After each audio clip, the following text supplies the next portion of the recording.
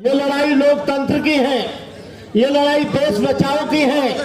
ये देश को खजाने को सोना बेच दी, भेल बेच दिया, तेल बेच दिया, डीआरडीओ बेच दिया और यही नहीं निजीकरण हो रहा है। जब ये निजीकरण होगा, यहाँ किसान पर ईवीएम बनाया, जापान में बंद हो गया, जर्मन ने बंद कर दिया, फ्रांस ने बंद कर दिया, तमाम देश के लोगों ने, अमेरिका ने बंद कर दिया, कनाडा ने बंद कर, लीचिंग हो रही है, आप अत्याचार हो रहा है, जातिवाद बढ़ रहा है, बड़ व्यवस्था बढ़ रही है, गरीबी बढ़ रही है, भुखमरी बढ़ रही है, शोषण बढ़ रहा है। यहाँ पर तमाम छात्र अपनी जमाने से कुनबा परस्ती मिटा दो, लुटेरों की शोषण की हस्ती मिटा दो, ये जातीयता वाली बस्ती मिटा दो, गरीबों की पा रहे हैं। तो धीरेन्द्र ब्रह्मचारी जैसा लड़का यहाँ पर हिंदू राष्ट्र बनाने की बात करता है, जबकि संविधान में कहीं भी हिंदू राष्ट्र बनाने की, तुम्हारे बाप का देश नहीं है, ये देश मुसलमानों का है, ये देश ईसाइयों का है, ये देश सिखों का है, ये देश पारसियों का है, ये देश पिछड़ों का है, ये देश एससी का है। आज 2024 में यदि बीजेपी आती है तो यहाँ पर पूरी धरती लाल, किसी भी हालत में हम नहीं होने देंगे, चाहे हमें कितनी भी बड़ी कुर्बानी देनी पड़े।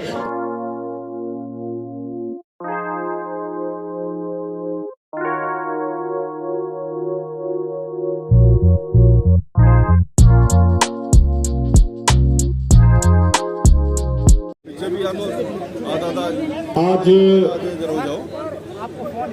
हम लोग जंतर मंतर के इस प्रांगण में ईवीएम का विरोध करने के लिए इकट्ठे हुए हैं।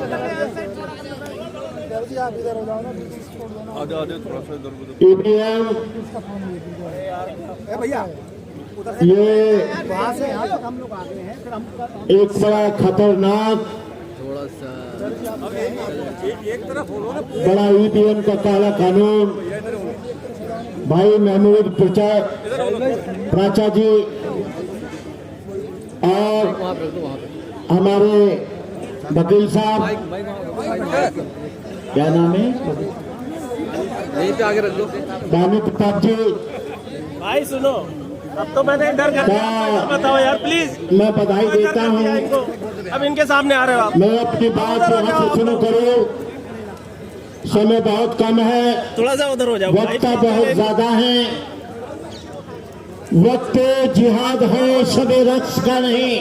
आप अपने कैमरे बड़े रख लो। वक्त जिहाद है, सबे रक्स का नहीं, हो खून का कतरा किसी के अस का नहीं, बुलावा सब फरोशों का हुआ या फिर है मैदान जानदारों का मर्जी उसका नहीं।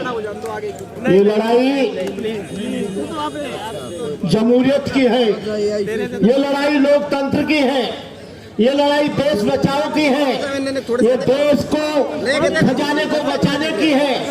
ये देश की लड़ाई, इस देश में जो जुर्म होता है, ये लोग बीजेपी के लोग, ये लोग ईवीएम के माध्यम से 2 बार सत्ता में आ गए।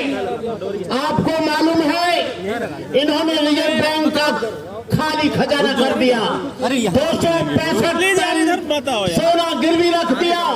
इन्होंने रेल बेच दी, भेल बेच दिया, तेल बेच दिया, डीआरडीओ बेच दिया और यही नहीं LIC बेच दी। बैंकों का निजीकरण हो रहा है। जब ये निजीकरण होगा, यहाँ किसान परेशान है। यदि ईवीएम नहीं होता तो आज किसान परेशान नहीं होता, ईवीएम नहीं होता तो शिक्षा संस्थानों में शोषण नहीं होता, यदि ईवीएम नहीं होता तो यहाँ पर बहन बेटियों की इज्जत लग रही है, वो नहीं होता। यदि ईवीएम नहीं होता तो यहाँ पर किसान मर रहा है, जवान मर रहा है, बेरोजगारी 5 करोड़ से अधिक लोग इस देश से बेरोजगार हो गए। इसलिए मैं कहना चाहूंगा कि ईवीएम को हटाने के लिए आपको आगे आना पड़ेगा, आपको सड़कों पर आना पड़ेगा। यहाँ पर मैं समझ रहा हूँ कि बड़े बड़े नेता, मैं कोई नेता नहीं, बड़े बड़े राष्ट्रीय पार्टियों के अभियंता, 30 गठबंधन बनाने वाले लोग यहाँ पर बैठे हैं। यदि ये लोग 100 लोग लाते तो आज यहाँ पर जो 150 करोड़ का देश है, कम से कम 50,000 लोग तो होने चाहिए थे। लेकिन इसमें गलती इनकी नहीं है, इसमें गलती हमारी है। मैं कोई यहाँ पर नेता बनने के लिए नहीं आया, मैं कोई यहाँ भाषण देने के लिए नहीं आया, मैं यहाँ पर कोई इलेक्शन लड़ने के लिए नहीं आया, लेकिन मैं इस बात का जरूर विरोध करूंगा जो जापान ने ईवीएम बनाया, जापान में बंद हो गया, जर्मन ने बंद कर दिया, फ्रांस ने बंद कर दिया, तमाम देश के लोगों ने, अमेरिका ने बंद कर दिया, कनाडा ने बंद कर दिया, लेकिन ये बेईमान लोग इस ईवीएम के माध्यम से, यही ईवीएम हुआ आया तो उसकी वजह से हिंदू राष्ट्र की आवाज तेज हो गई। यदि ईवीएम आया तो यहाँ पर तमाम आवाजें, आज मखलूक लोग यहाँ पर आवाज उठा रहे हैं, आज यहाँ पर हिंदू राष्ट्र बनाने की बात हो रही है। ईवीएम के माध्यम से ईवीएम हटेगा तो ये लोग दिखाई नहीं देंगे, चूहे की तरह बिल में भिड़ जाएंगे। आज आरएसएस का मनोबल इतना बढ़ गया है कि वो लोगों के गली गली मोहल्ले मोहल्ले में लोगों की कथा करा रहे हैं, लोगों को परेशान कर रहे हैं। आज मॉब लिंचिंग हो रही है, आप अत्याचार हो रहा है, जातिवाद बढ़ रहा है, बड़ व्यवस्था बढ़ रही है, गरीबी बढ़ रही है, भुखमरी बढ़ रही है, शोषण बढ़ रहा है। यहाँ पर तमाम छात्र अपनी हत्याएं कर रहे हैं। तो मैं आप लोगों से ये कहना चाहूंगा कि आप दमकम के साथ मिटा दो जमाने से कुनबा परस्ती, मिटा दो लुटेरों की शोषण की हस्ती, मिटा दो ये जातीयता वाली बस्ती, मिटा दो गरीबों की फाका परस्ती। मैं कहना चाहूंगा जो लोग ईवीएम का विरोध करते हैं, कल मैंने सुना सोशल मीडिया पर देखा कि प्राचा जी को और हमारे वकील साहब को उन्होंने अरेस्ट कर लिया। हम लोगों ने कहा कल का कार्यक्रम कैसे होगा, लेकिन मैं प्राचा जी को और अपने वकील साहब को इस बात की बधाई देता हूं कि आप लोग मजबूत रहें। यदि इस देश को बचाना है, आपको एक झंडे के नीचे आना पड़ेगा, एक पार्टी के नीचे आना पड़ेगा। जो लोग खेमों में बटे हुए हैं, तमाम पार्टियां कुकरमुत्तों की तरह बन गई हैं। आप तो क्या, कोई भी आप लोग इस लड़ाई को जीत नहीं सकते। आपको एक झंडे के नीचे आना पड़ेगा, एक जगह आना पड़ेगा। जब तक आप एक जगह नहीं आएंगे, यहाँ पर मुसलमानों पर, दलितों पर, किसानों पर, एससी लोगों पर, एसटी लोगों पर, ईसाइयों पर यहाँ पर जुल्म होगा। आज आप जान रहे हैं कि धीरेन्द्र ब्रह्मचारी जैसा लड़का यहाँ पर हिंदू राष्ट्र बनाने की बात करता है, जबकि संविधान में कहीं भी हिंदू राष्ट्र बनाने की बात नहीं है। मैंने धीरेन्द्र शास्त्री जी कहा था, ये हिंदुस्तान, ये भारत तुम्हारे बाप का देश नहीं है, ये देश मुसलमानों का है, ये देश ईसाइयों का है, ये देश सिखों का है, ये देश पारसियों का है, ये देश पिछड़ों का है, ये देश एससी का है, आदिवासियों का है। 85% लोग चुप बैठे हैं। आप लोगों को सड़कों पर आना पड़ेगा, इसके लिए कुर्बानी देनी पड़ेगी। नहीं तो आप लोग 2024 में यदि बीजेपी आती है तो यहाँ पर पूरी धरती लाल मिलेगी।